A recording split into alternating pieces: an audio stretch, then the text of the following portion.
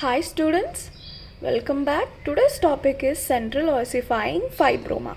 Central ossifying fibroma, it is nothing but central neoplasm of the bone, or it is also called as aggressive form of aggressive ossifying fibroma. What is central ossifying fibroma? The name it suggests that the fibroma which is it is ossified or converting into the bone at the central neoplasm of the bone, like it's a lesion which is occurring in the bone. The clinical features of central ossifying fibroma, I'm gonna give you some clue or remember this. Like my neighbor has one girl called and her brother, both are of same age, who are young adults, and they always keep their hand on their chin. That means they're of same age. I've told you they're young adults, male and female. Mandible, they always keep their hands on chin. That means mandible. So the clinical features are age, which occurs in young adults. Males and females are both equally affected. Mandible is more affected than the maxilla.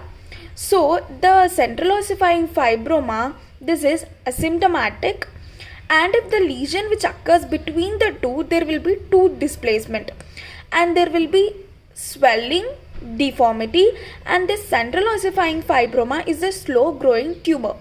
Whenever we cut this central ossifying fibroma, we can see white yellowish masses with gritty surface. And the other thing you have to remember is central ossifying fibroma, the swelling which does not involve cortical plates, or there will be no changes in the cortical plates, it will be intact, and overlying mucosa is also not affected. So the radiological features, you can see well circumscribed and demarcated lesions, and there will be displacement of teeth. In the initial stage, you can see radiolucency without any radio-opaque foci.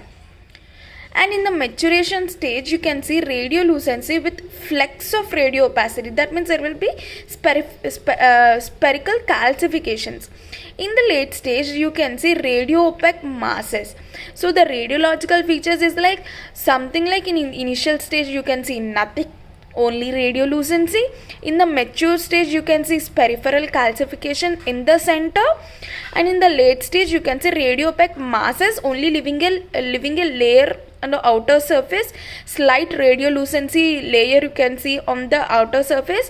In the inner surface, complete radio-opaque mass you can see in the central ossifying fibroma. The histopathological features is like delicate interlacing collagen fibers arranged in discrete bundles. Also, this pattern is also called as Wold pattern. This is a connective tissue. You can see in mitotic figures, and you can see bony large trabeculae. There will be high active fibroblasts, and there will be increased cellular proliferation, and also collagen fiber. You can see a lot of collagen fibers.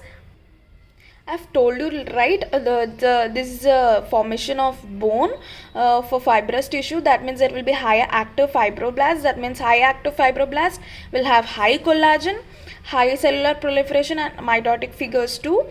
And another thing is there is small foci of irregular bony trabeculae called Chinese character pattern. This Chinese character pattern can also be seen in fibrous dysplasia. As the lesion matures, the size of the ossifying islets will increase and they collapse, mix with each other and form radio-opaque. The treatment will be surgical excision, and there will be rare reoccurrence. So the central ossifying fibroma, you can remember like this, it is very rare, and there will be root resorption, and there will be root diversion. This is all about central ossifying fibroma. If you like my video, share, comment and subscribe to my channel.